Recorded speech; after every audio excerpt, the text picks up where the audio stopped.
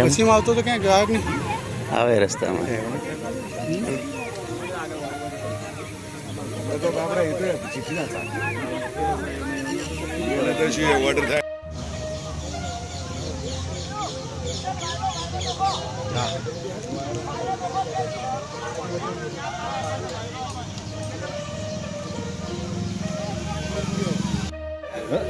જમીન હોય તો નોકરિયા તો નહીં કરતા તો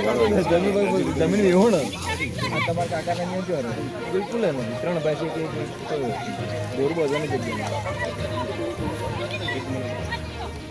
હવે કે અમે 20 લાખ તમે વધી